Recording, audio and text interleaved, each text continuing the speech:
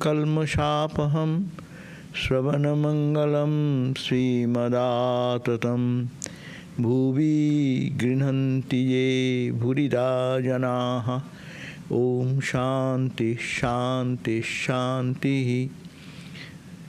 O Lord, your gospel is like nectar and bliss, showered upon the pain-stricken lives of suffering humanity. It dispels all the sins and misdeeds of life. It brings spiritual welfare in life. The spiritual beauty, prosperity and grace spreads through and through one who listens to your holy message. They are the real givers who preach and pronounce the nectar of your message to the suffering humanity. Om, peace, peace, peace be unto us all. So we are back to our reading of the Gospel of Sri Ramakrishna, and we are reading the entry where Sri Ramakrishna was at Ram's house, it is said, and it is Saturday, June 13, 1885.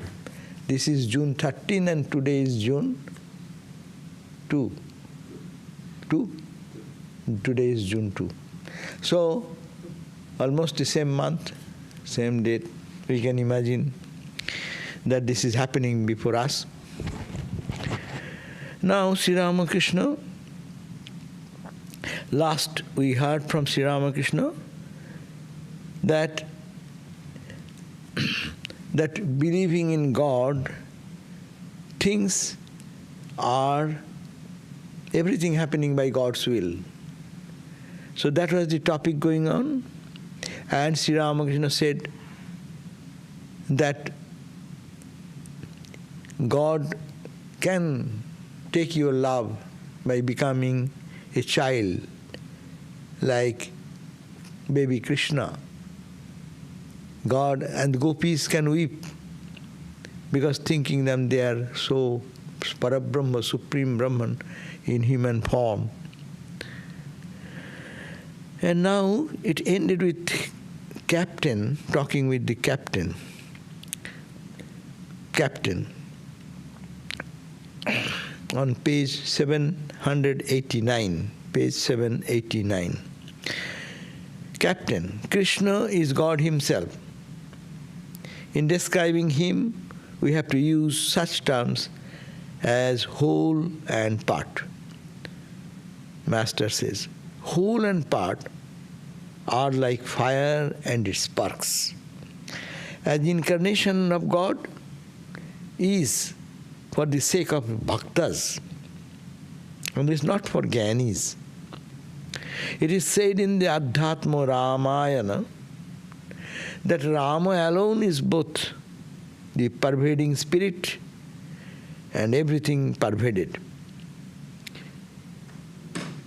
You are the Supreme Lord, distinguished as the Vachaka and signifying symbol, and Vacha, the object signified.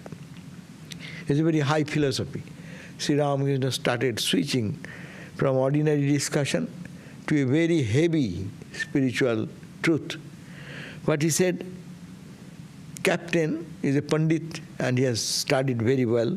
So Captain is saying that Krishna is God himself. You have to look upon Krishna not as a man, but God himself.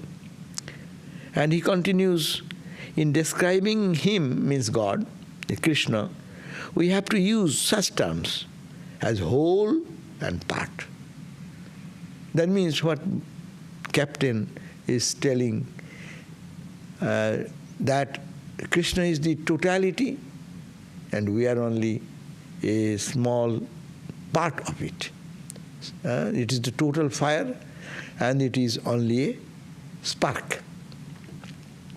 Sri Ramakrishna now is adding to that. Master, Sri Ramakrishna said, whole and part. What is that? Ramakrishna explains, it's like this fire and the sparks. It becomes very clear for us. A big fire and a small spark. There is no difference me and Krishna, there is no difference in the pure state, as Aham Brahmasmi. See where the discussion is just shifted into a very high level, that we are like sparks and God is like the bonfire. And heat and light and reality, you look at a spark. Spark is there. Spark is light. Illumination is there. And spark is heat. One spark touches your skin gets burned. That means there is heat, there is light, and there is a reality. The heat is Ananda, light is the consciousness, and that which material started with the existence. So Satchidananda, that is to be thought as a whole and part. This Visishtadvaita, whole and part, means when you are not tuned to oneness, you find a separation. God is totally separate. It is called dualism. I am separate and he is totally separate. He is sitting in some heaven, and he is the controller of everything, and I am being controlled. So he is the boss, I am the separate, total separate. But qualified non-dualism, what is talked here, the part and the whole. The Krishna is in his real nature, he is whole, and I am a part in that. People can think in this way. An incarnation of God is for the sake of the bhaktas. Now, where comes the Krishna? Krishna is an incarnation. Where comes Ramakrishna? Ramakrishna is an incarnation. But incarnation for whom? Not for Jnanis. Jnani is a one. There is no two. Part and whole is only for the devotees. And devotees, and another class of devotee who cannot go that far, I am not a part. I am his servant. I am separate. He is the king. I am his subject. He is the boss. I am his servant. So, relationship, all in duality. So this is the point to understand, that three levels of experience: duality, qualified non-duality, and absolute non-duality. So he's talking about this today. In this particular point, Ramakrishna is talking about qualified non-dualism, the philosophy of qualified non-dualism. That he is the whole, like a fire, and I am in that fire one spark. I am separate. He is big. I am small. In one sense, there is distinction, because he is whole, I am small, he is big. Another sense, no, I am one. As light and heat, I am one. The same is in the Krishna, same is in the cosmic fire, and same is in the small spark. So what is in Avataro is in me also. The qualified. The mind has lifted to very high flight. And then that ego, which is saying, I am still, he is the Avataro, and I am made of the same constituent, part of it. I am part of it. That will also dissolve, then is Advaita, non-dual. So it is for the bhaktas. That's why we see when Swami Vivekananda was doubting at the point of death of Sri Ramakrishna, and he was thinking, if now he can say he is God himself, then I will have no doubt. My doubt will go away. And instantly Ramakrishna said, "'Tis still doubt. He who was Rama, he who was Krishna, he is Ramakrishna, but not according to your Vedanta. Very important statement. He who was Rama, Avatara, God comes as Rama. In Indian tradition we think God comes again and again and again, whenever there is a need. So God came as Rama, he who was Rama, he, that person, came down as Rama. He is Krishna, who was Krishna. He is Ramakrishna. That means it's Ishvara. Avatara is Ishvara. Avatara is the controller of the entire universe. Stars and galaxies, all these magnanimous things, great, grand things are created by God and God alone. And it is, who is that God? It is Ramakrishna is that God. So, that is the idea that you have to think that way. But, because you are thinking whether he can say he is God now, so yes, I am God. I am God, as God incarnates again and again as Avatara. So this is the Avatara form, Ramakrishna form. This is incarnation form. And incarnation form was Rama, another, and that was Krishna. Similarly, now Ramakrishna. But not according to your Vedanta. Because if you bring Vedanta, there is no part or whole. There is no you and me. There is only one. So non-dual Vedanta, those who follow, they need not have to accept Avatara. Avatara is for those who have little trace of duality.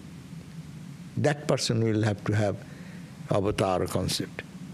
So Sri Ramakrishna said, God is God, Ishvara, is for the sake of bhaktas, those who are devotees, qualified non-dualistic devotees. Vedanta, true Vedanta, will be absolute. Aham Brahmasmi. And merging. Osmi. Osmi means one. I am, that, am. No separation. Not for the Gyanis. Again, Sri Ramakrishna points out. It is said in the Adhyatma Ramayana, Adhyatma Ramayana is a very wonderful book. We once started reading here. Rama alone is both Rama in Adhyatma Ramayana because it is more Vedantic and qualified non-dualistic stand. So there it is said that Rama alone, only one Rama is there. Ishvara is only one. But it has two aspects. One is the all-pervading aspect, Brahman aspect, all-pervading spirit, and everything what you see is pervaded. Rama, jo kuch hai so tu hi hai. Whatever is there, O Lord, you are there. So he's seeing everywhere Rama, and Rama as consciousness. Rama merges everywhere. So it is Rama alone is both all-pervading, pervading spirit, and everything is pervaded. There is nothing but God. There is nothing but Brahman. What is pervaded and who is pervaded, the same. Now he is quoting again, you are the Supreme Lord, Rama, O Rama, you are the Supreme Lord, distinguished as the Vachaka. Vachaka means the signifying symbol. Vachaka and Vacha, two words. Vacha is the object signified. This object. This table. This is the Vacha. Object is the table, and word, that is the Vacha. Vachaka. Vachaka is that object.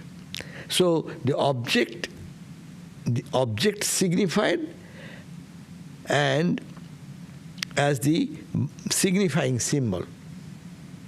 Signifying symbol is called Vachaka, and Vacha is the object signified. We cannot understand anything without using this Vacha and Vachaka. we use some word to indicate something else. So these two should be going side by side. It is called the Sanskrit Bachya Vachaka. Captain then responded to this question or this statement. He said, the signifying symbol means the parvedar. What is signified? Signified is the table. So here Brahman is signified. He is the all parvedar, he who has pervaded, parvedar, authority. And the object signified means that thing pervaded. Consciousness has pervaded. So pervaded is the thing, and that is the Brahman, and the object which is pervaded is the symbol, pervader. Master, the pervading in this case is finite form, yeah. Pervading means it's pervading the table, pervading the chair, pervading the wall, pervading the trees, plants, space. It is pervading.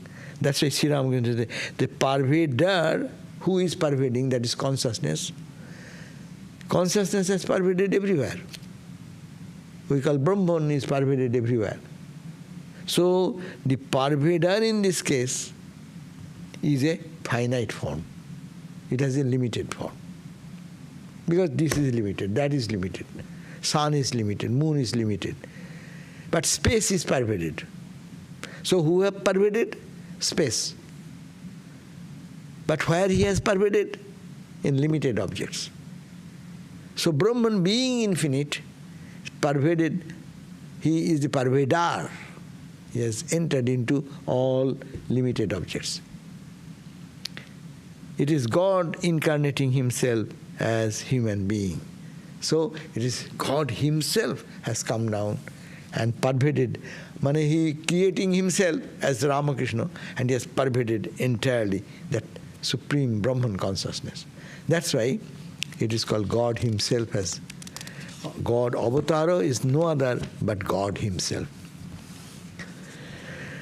A beautiful idea, huh? Big philosophy within a short period. That Ramakrishna can speak to any level. See, this philosophy is highest philosophy, and Captain raised that question, and he clarified it so easily so that we can understand. Pervader and the pervaded.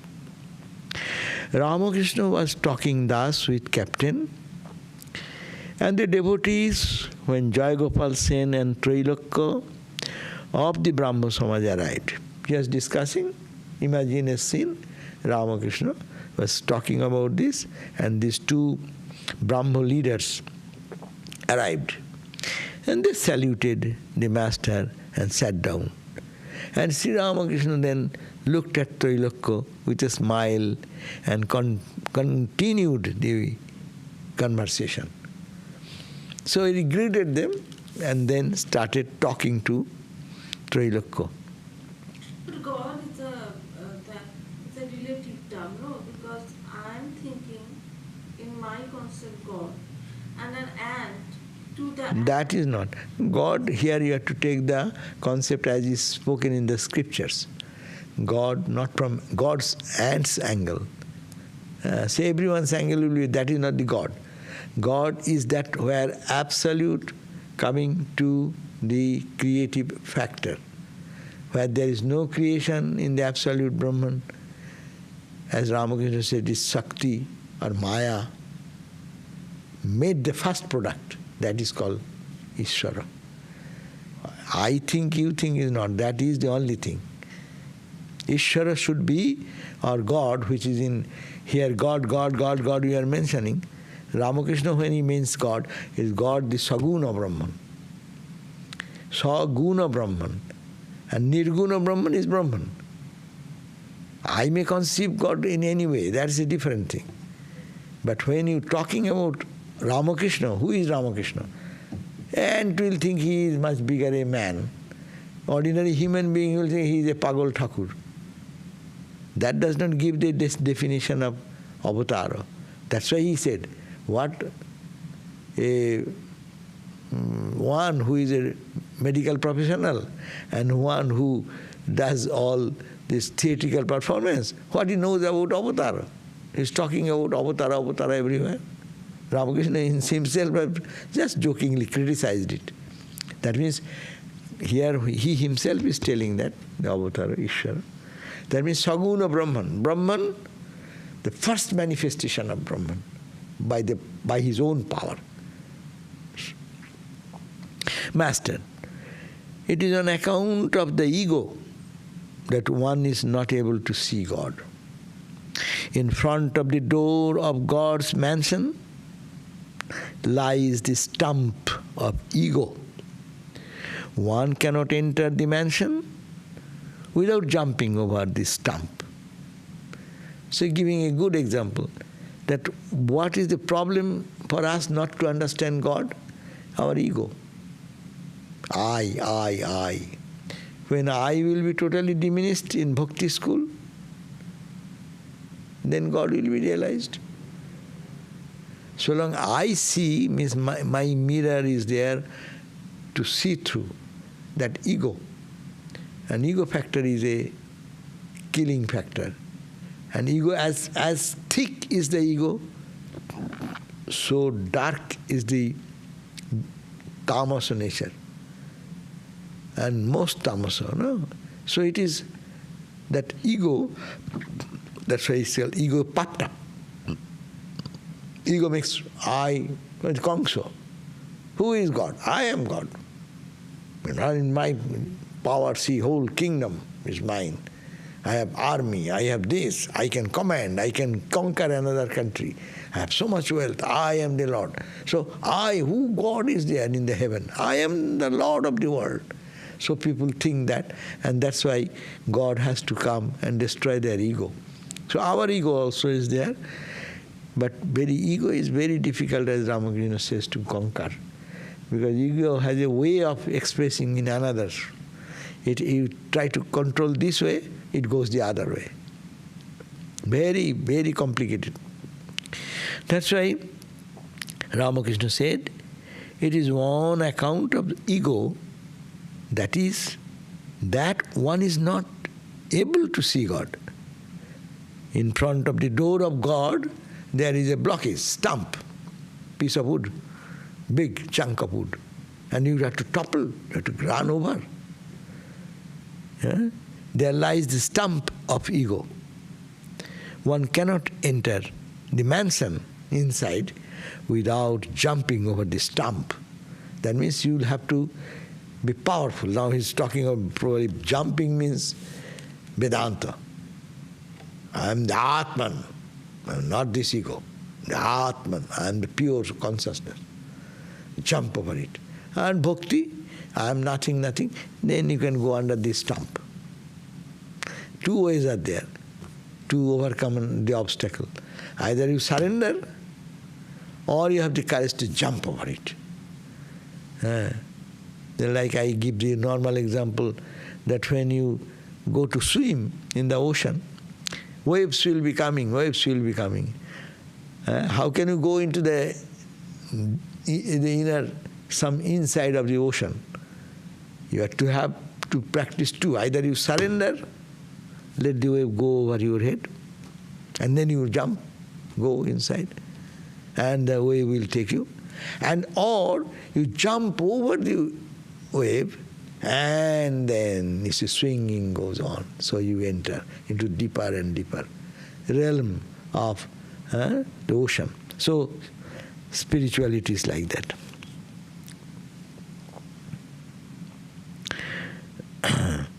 There was once a man who had acquired the power to tame ghosts.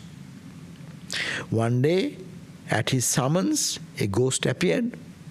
The ghost said, "Now tell me what you want me to do. The moment you cannot give me any work, I shall break your neck." So, ghost, many people do sadhana to control ghosts and to get them done some impossible work to do.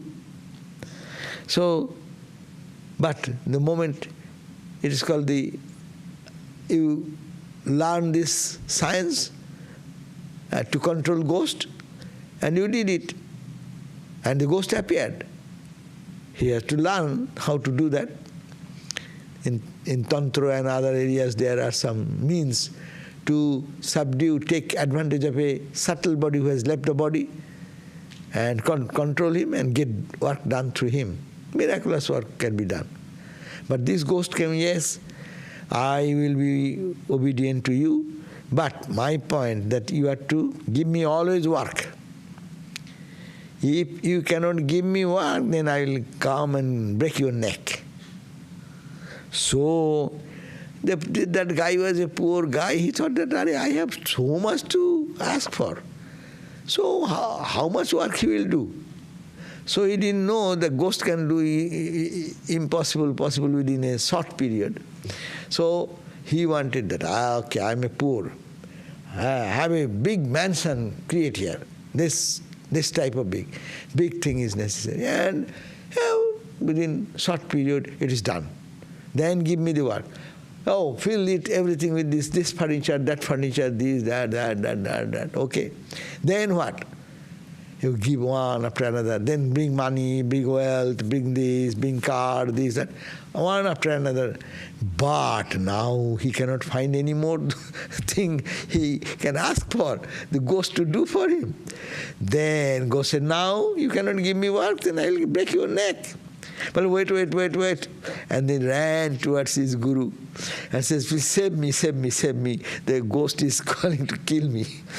Well, I told you, you want to control a ghost?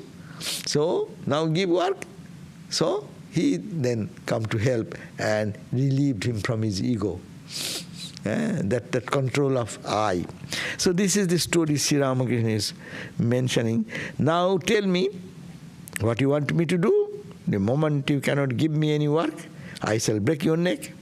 The man had many things to accomplish, and he had the ghost do them all. And one by one. And at last, he could find nothing more for the ghost to do. Now, said the ghost, I am going to break your neck. Then, wait a minute, said the man. I shall return presently. And he ran to his teacher and said, revered sir, I am in great danger. This is my trouble. And he told his teacher his trouble and asked, what shall I do now? The teacher said, do this. Tell the ghost to straighten the kinky hair. Our hair. Kinky hair. So give him, and he tries to straighten it. But as soon as he leaves, again it becomes kinky. So the ghost is in now big trouble, because after many, as soon as he makes it straight, again it turns back, recoils back. So ultimately, ghost say, let us see, tell the guest to straighten the kinky hair. The ghost devoted itself day and night to straightening the hair, but he could it make a kinky hair straight? He could not. How could he? But how could it make a kinky hair straight? The hair remained kinky. That's why as much as you want to straighten your ego, it will come back to your ego. Huh? Even you are a devotee. Yeah, that devotee, he does not do anything. I am greater than that. These people come here and don't do anything. I do meditate more. Even that ego. Oh, he is doing like that. What he does is not nonsense. So, ego. We come here to destroy the ego. Ego pops up here. You straighten here, ego pops up there. So, very difficult to deal with the ego. Even the ghost fails what the human being will do. And that's why... Swamiji is the same story in different ways. Yeah, what he said? Swamiji said the dog's tail, and Dog's he tail. said that this universe, this world is dog's tail, you never can fix it. Yeah. So, that's the point, is that ego is such, it works in very subtle way. I am a Gyani. I am a renouncer.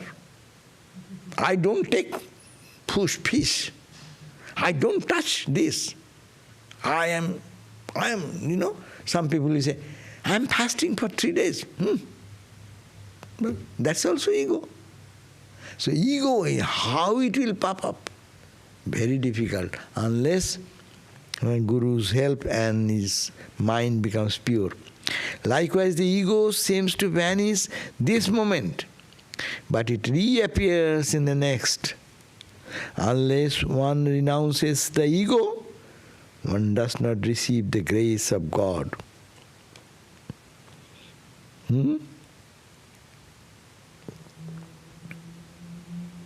So renouncing, those who have nothing, they have also ego.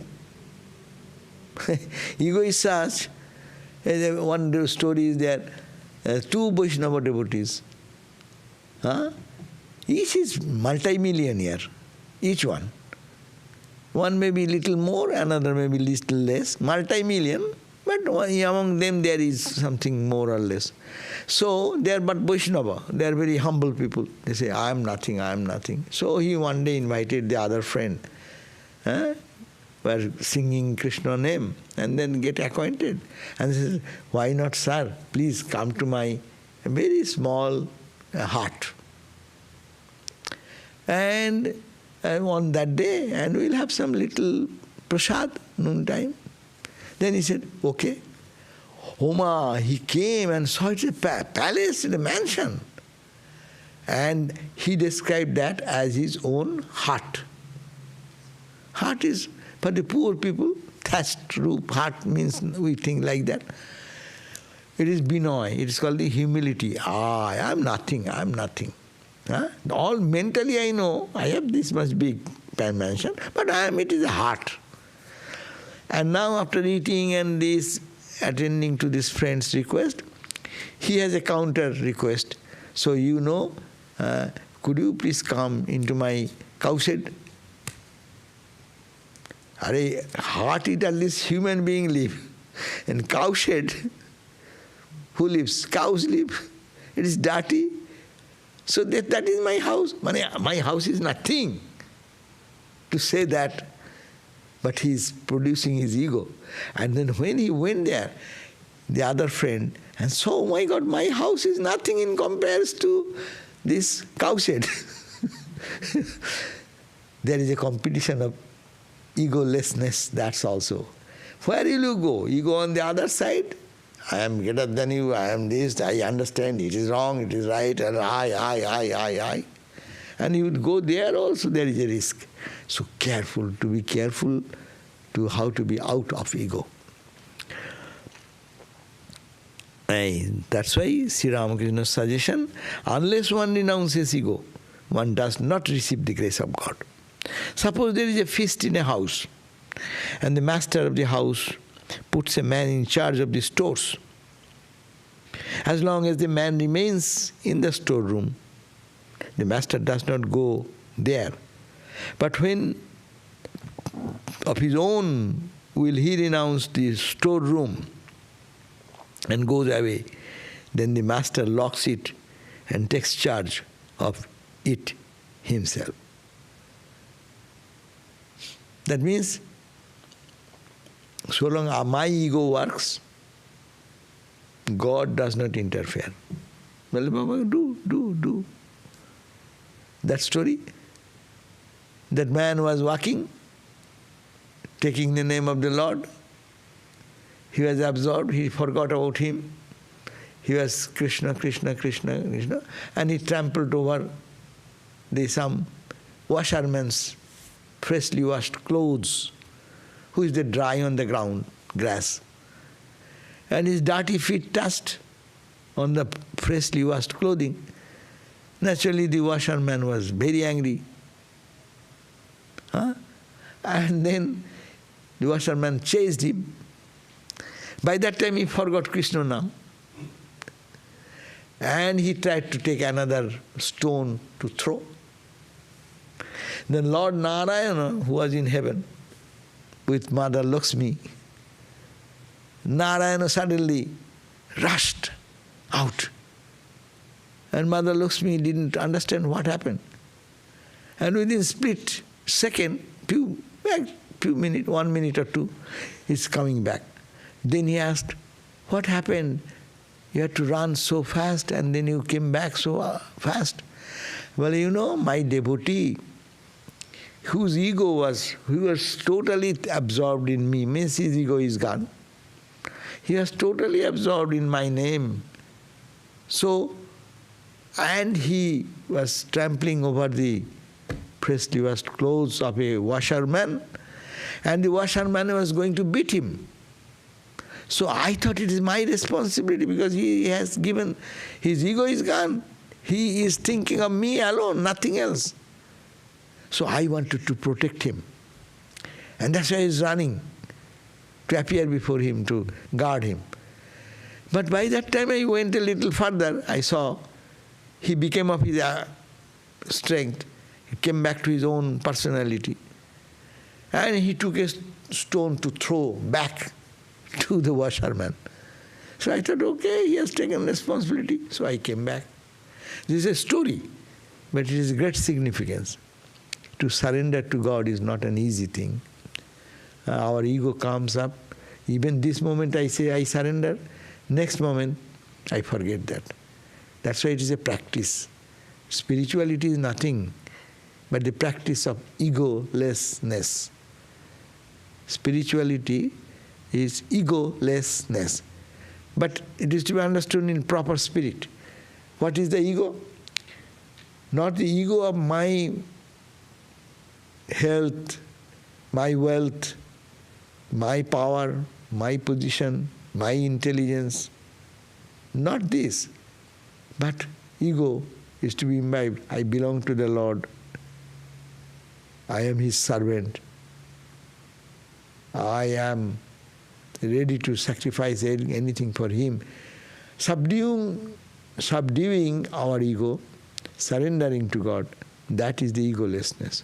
And also Vedantic way of egolessness, not identifying with the body, mind, emotion, I am that. That's also egolessness. And egolessness, people sometimes think that you should be a doormat. But how do you know that, for example, I am not saying that for my own interest, I am doing it for the welfare of the center. So that is, it is also ego, probably my interest it is, but I am putting it in that society's name or... That again comes the question. Yes, I am doing it for someone, so my ego, I am showing my ego. My responsibility, I am doing that. Yes, that is that, but sincerely he will know. Yes, I am doing for Thakur's work, not for my ego, not by my pampering. So that inner awareness, no one can outside can tell that. That person should know actually sincerely for what purpose he is doing that. Swami Madhavananda and others, they sometimes took some complaint came and they took some strong action. And he has been asked to go to Rishikesh or somewhere, but doing some spiritual austerities for some time so that he can correct his own mind. But actually he didn't do anything. And when he came to know that truth, he immediately sent somebody. He was going to be leaving the Howrah station, railway station, to go. Already he has come out from the Belur Math campus. But he sent immediately somebody, and he caught him and brought him back. And then such a great soul, he apologized. Sorry, I got a wrong information. I did it. No, you are not in any fault. You please, it's my fault to give you some wrong judgment. So that is the ego. That person will know. Actually, sincerely, it is out of ego, out of his own power. There was another Swami, he used to say, do you know who you are talking with? I am the general secretary or something. That means I am such and such. Do you know? Do you know? I do not know what is inside his feeling. If it is connected with God and saying so, that's true. But how can we understand from outside? It is subjective thing. And of course people will understand that when you are talking really from a surrendering attitude inside for the good of the society, for the good of Thakur's work, then it will be harsh, but the person will understand ultimately, not in the spur of that moment, but will understand, oh, it is my fault. So it was right for my correction. This was a correctional measure. They love us. They wanted to point out so that we become better. No? So two things will work simultaneously. But if I am such a person, I have no sense of understanding. So the whole life I will be criticizing the authorities or somebody who has ordered me to do something. So the main thing is that what we do, whether we are doing for God really, or my ego is getting up, a very subtle area. That's why it is difficult. Many times I say I am doing for the society, I am doing for Thakur. That's why in our order it is said, as is the goal, so the means should also. You should not, suppose in our tradition we have seen that we are not financially, we are very poor, but we need to construct a building, no? A school building. That is not for my cause. The school building will be benefited by the school children once it is built up, no? So, but where is the money? So you go to ask money, and people gives whatever money there. But some people say, no, I'll give you all the bricks, whatever thousands and how many number, 1 million bricks may be needed for this big hostel building or college building. I'll supply all of them. But you need not have to give me any receipt. I don't want to take any, and that should not be accounted. And Belur Math will say, no, we cannot take that money. You have to give officially that you are donating this money. You can give in kind also, but officially it is your donation. There are people in it's called black money, no? Underhand money, no? Suppose you have not given taxes to the government and hiding that you want to do something. So it is not accounted for. So that means should be equally truthful. No, I cannot take it. Because it is Thakur's work, you can say so. I am not doing for me. But that is, at least ideally that should not be. It is, you should be truthful. You should be, yes, you officially give the money, I will take that money because you are a great charity you are doing. Really we will be benefited. We need that money. Not that we don't need the money, but the money needed in what way? Coming from a truthful way or a way which is not cheating someone, stealing something. You are stealing something, otherwise how you make so much money? Or what is your problem? You just openly declare, this is your money, give the tax and get this, all clear. And then you see you are giving charity to Ramakrishna Mission, you get 8TG certificate. Or you are going to any charitable organization, you get 501c3 in this country. So your tax exemption is recorded. But without doing that, you give underhand some money to build some construction. That is, means are not right. So in this order, it is not appreciated and we don't want that. As the means end is pure, means should be also pure.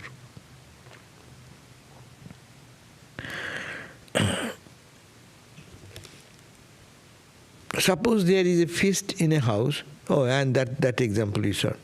He is giving the example, there is a festivity going on and the head of the house he distributes his work. You look after the kitchen. You look after this official announcement side. You look after this camera side, no? But the boss can do every work. God is the boss here. He can do everything. But when you are doing something, he said, okay, he has been in charge of the department, let him work. So the boss does not interfere there. Similarly, when God sees that we are doing at our ego sense, our ego is working, I am something, I. God says, okay, he is busy with his own ego. Let him do. And when he will fail, then I will go. So our ego, so long our ego is there, God does not come. That is the main teaching. God does not appear before us so long I have my ego. Suppose a guardian is appointed only for a minor. A boy cannot safeguard his property. Therefore the king assumes responsibility for him. God does not take over our responsibilities unless we renounce our ego. Beautiful. A guardian, when there's, when they say a big property holder, his father suddenly passed away. His son is not even adult. So minor. So he cannot deal with the money, assets. So court appoints somebody as trustee or guardian. He will be working till the boy attains the age of 18. He will be the guardian. No? And that period, guardian works everything on behalf of the child. No? Similarly, we have to make God as the guardian. And everything we will do. But internally we say, oh Lord, whatever your will, please do it. Something is very disturbing. Go and tell, this is disturbing, I do not know. Do whatever you like. This is the way to live in the world. Spiritual people will live in this way. And they want to get the solution from God. And we want to get the solution from human being. We go to more intelligent people who are more intelligent than me, who are more aware of the affairs of this world. We get suggestion from them. But in this tradition, it is said, just surrender to Ramakrishna, surrender to Ma. They will take charge of it, everything. You need not have to do anything. I have heard from many Swamis, you need not have to do anything. You just go and surrender, and you see how smoothly the work goes out. All problems come because of our ego. We have no inner sense to surrender. There is no problem. Many Swamis facing tremendous difficult situation. I've asked them how they have overcome.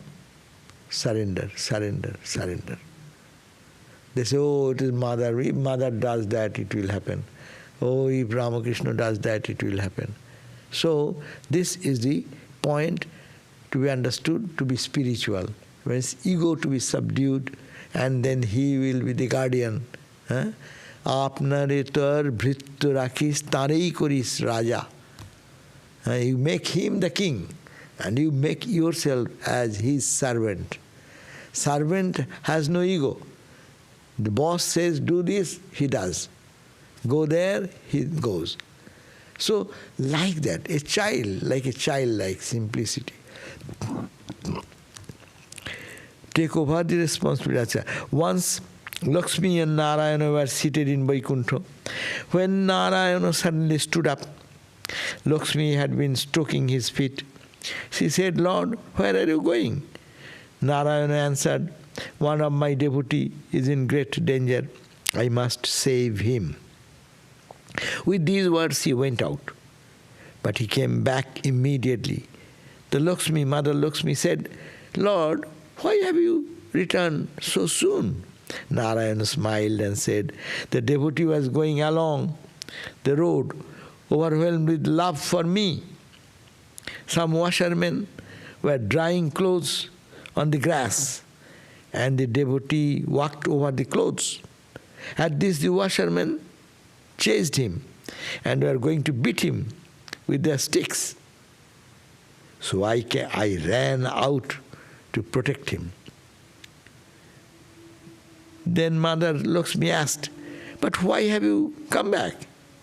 Narayana laughed and said, I saw the devotee himself picking up a stick to throw at them. All laughed. So I came back. I have no job. I wanted to protect him, but he already took his own charge. In our life it happens. When we become the boss, God does not care for this because it is not necessary. Why he will interfere? That's why it is said, God does not interfere into our karma. That is a technical word. God does not want to interfere into our karma. God can change me, is it not? All these things, wrong people are doing so many wrong things. Why does not God to change them? Everywhere in life situation you see how many bad things are going on. So why God does not change them? No, that is their karma. They will reap their karma. They will do their karma. They will get hit for their bad karma or good karma. And then one day they will learn, no, not my ego. I have to surrender to and do work. Surrender to Him and do work. Tasmat tam saranam gaccha sarva bhavena bharata. So all possible way you take refuge in Him and Him alone. I said to Keshava, you must renounce your ego. Keshava replied, if I do, how can I keep my organization together? True.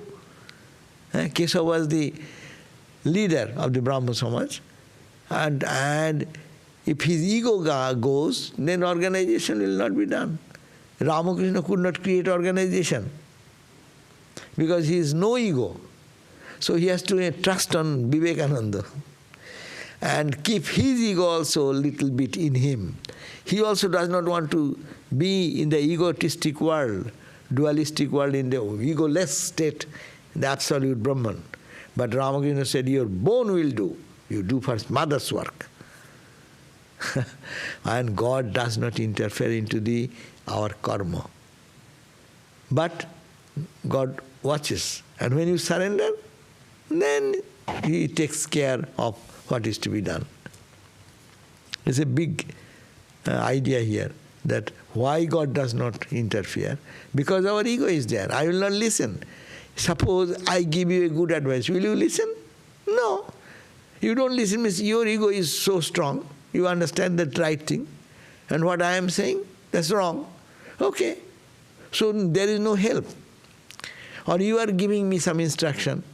If my ego is strong, I am not taking it. So I do whatever I like. So your advice is becoming zero. Similarly, God does not interfere knowing this, that it will not work. That example of the one day God, that story is there. That also is a beautiful story. Any question? No, acha. So no question is good. So that one story we sometimes remember. Acha, that, so let me say, I said to Keshav, you must renounce your ego. Keshav replied, if I do, how can I keep my organization? I said to him, how slow you are to understand. I am not asking you to renounce your ripe ego. The ego that makes a man feel he is a servant of the God, of his devotees. Give up the unripe ego. The ego which creates attachment to lust and gold. The ego that makes a man feel he is God's servant, his child, is the ripe ego. It does not harm. Beautiful word. You have to give up ego means I am thinking, how can I give up ego? No. You need not have to give up the ego, but give up the bad ego. Bad ego, I am all. I can do this. I can. Do you know who you are talking to? I am such big guy. I am got this. I. Huh? That to be subdued. I am a servant of God. I am saying because I belong to this holy organization, I am talking about what the holy organization present as my capacity. So subdue your ego. Subdue your ego. I have seen our Swamis, Swami Lokeshwarananda, Swami others, Swami Sridharananda Swami, and even Swami Shraddhananda, whom we saw. They used to, before lecture, they become nervous many times. And before lecture, they are praying to Mother. Arey, why? They are prolific speakers. How much deep knowledge they have. They mesmerize thousands of people in their talks. But before going to the platform, they are very humble. Ma, oh Thakur, please. So ego, subdue the ego. Okay, so we end here and we'll have the few questions with later on. Let me finish this reading first. Om Shanti, Shanti, Shanti, Harihi Om Tat Sat. Sri Ramakrishna Arpanamastu. There is some question, so let me see. The question is to surrender, or we are one with God. Surrender is the devotee's attitude, and one with God is the attitude of Vedanta, non-dual Vedanta. It depends on what is your mood, what is your inner intention. Are you in a devotee mood? If you are a devotee mood, then surrender. Oh Lord, everything is happening. But if you are in a Vedanta mood, you can be switching your moods in both whole day. 1 time, 2 times, 3 times, 10 times. But both are making us egoless. If we surrender, there is no ego. If I say I am Brahman, there is no ego. So this both practice can be done in one life, and that is the Vedanta tradition teaches us. Ramakrishna Vedanta is actually great in this respect. They don't say that you be only one, but you understand the truth and then behave in that way. Either you, this morning time, you are in a good mood, thinking, yeah, everything is run by the cosmic will. Who am I? My will is nothing in that cosmic level, no? Then you be surrender. Oh Lord, please guide me. Please hold my hand. Please take me. Now you think that yes. And another mood you think, no, I am not this. This world is all dream. It is, I am the witness of this. Go on analyzing. That is also, you are removing your ego. That middle part is bad. Ego less and ego above, the so-called ego, that should be either down or it should be above. So whatever you like, it depends on individual. I think it is not contradictory. Second question. My mind is restless during spiritual practice. How should I be focused and more interested in my practices? So I think this question is asked again and again. Mind is restless, it is natural. That's why it is mind. But, and particularly spiritual practice time, why? You are trying to be calm and you are observing the jumping of the mind. But when you are dancing with the mind, so you have no problem. When mind is dancing and you are also dancing, normally we do that. I want to see anything and I am seeing, my eyes are seeing, my mind is saying good, go and have the ice cream or have these sweets or see this, go that. Whatever mind is telling and you are running, there is no conflict. Now when you are sitting for meditation, you are saying, hey, mind jumps in his own way. So what to do? You will have to handle the mind. How? Whole day try to see, wherever mind goes, try to see that It is, the whole world is, well, whatever spiritual attitude. Take some spiritual attitude. This, I love this object, there is God in him. I like this thing because there is, bring God into awareness whole day, and that is to be practiced. And therefore, restless mind, if through all restlessness he can touch God at the end, God's grace will remove the restlessness. And restlessness is no more restlessness because we are trying to see God in every point of restlessness. So, how should I focus? I think in meditation time focus we should try, but we should make a 24-hour spiritual life. From morning till evening and till night we go to sleep. We will have to be aware of God. The whole world, anything is happening. Internally think, oh Lord, it is by your will happening. Thy will, thy will, thy will. If you are a bhakta, or in not a bhakta, you think it's all changing thing. I have no interest in it. These are all momentary. This is glittering now. Tomorrow it will not be so. Today I find this beautiful flower. Tomorrow it will be dried. Okay? So what is my interest? Why shall I do? If it is a calling of some duty, greater, okay, it is Thakur Puja, I will take it. Or it is in a putting in the sign, that's okay. What do I need in other than this purpose? Taking the flower? No, I don't need it. So, to see God, to put God in every affair, that practice is to be done whole day.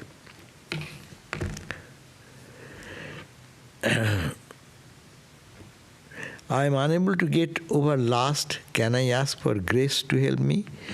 You know, a lust is there everywhere. Everyone's mind there is a lust.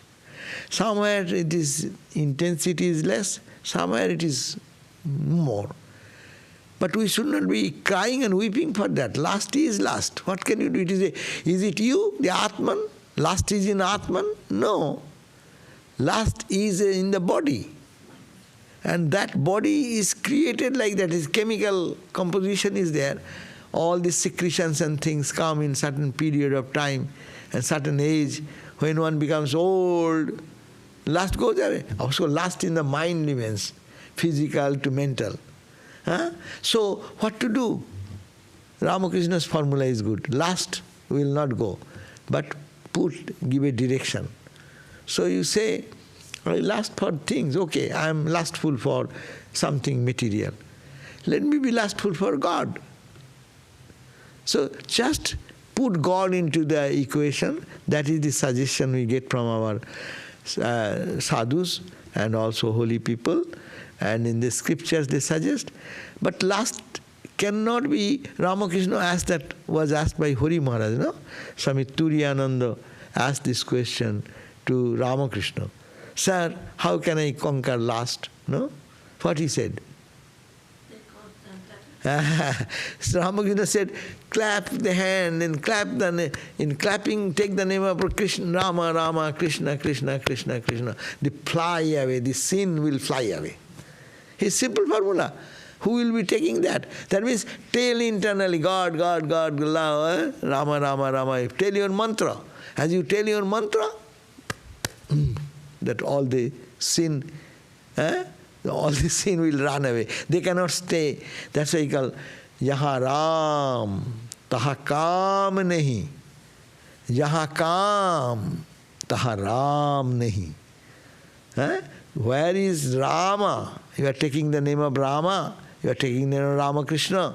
You are taking the name of Mother. Whatever name you like. Taha Kam Nahi. There is no lust. Ar jaha kam, where there is kama, lust and greed, Rama nahi. So what to do then? We want to be lust free. So let us put Rama there. Ramakrishna, Ramakrishna. Again and again, again and again, again and again, so that kama will run away. They cannot stay. It is called that Ramakrishna's example, that Ganga, Mother Ganga is very pure. As soon as you touch Ganga, No sin can touch you. Huh? So, touch Ganga. But you cannot touch Ganga whole day. You may go for taking a dip in the morning. And that time when you enter into the water, it's gone. But they are waiting. So if you could have sprinkled Ganga whole day, aware, I am pure, I have touched Ganga. No? If you are aware of that, the papa will go away, the sin will go away. Very simple formula. Ramakrishna's formulas are always very simple, but we are very complicated. We don't take simple formulas. To apply simple formulas in life, like that, think of God, pray to God, always, always, always. By His grace, things will happen. Yeah? Okay, so we end here. All the questions gone. Okay, only sum and substance is this, that we should have to practice. It is God's will. Oh Lord, you have put me in this condition. I am serving you only. Give me this spiritual attitude. I am doing for you only. Let my ego don't get up. Let me not be the predominant figure. Let your glory manifest through my action. That's a beautiful thing. Rabindranath has a song, Sakalo garbo dur kori dibo, tomaro garbo chhadibo na. I will be giving up all my garbo, means pride. I am this, I am that. I will give up everything. But I will not give up this pride that I belong to you, O Lord. That's the point. Day and night to say that internally. That's sadhana. And if we do, this sin will go away. This impact of the lust will go away. Our restless mind will be focused gradually. So that's why it is, Holy Mother gave a simple formula. You, my child, don't do anything, repeat the name. Don't have to do anything, just go on repeating. You understand, don't understand. You understand is the best. When you are chanting, you think also the meaning, that's good. Even if you cannot do, just chant His name. That's why He said, what? Kana Mama, half a loaf is better than nothing. So, if you cannot do ideally, think the mantra, understand the meaning of it, visualize the deity, these are the perfect way. If you cannot do, okay, try to feel the presence, try to do, and don't forget, repeat the name. Even you cannot sometimes understand or feel the presence, no? Forget that. Repeat the name, repeat the name. It is nothing, something could be done to counteract all our negative feelings. Anger, frustration, ego, pride, lust, restlessness of the mind. All cure is God's name. Thank you. Jai Ma. Om Shanti, Shanti, Shanti.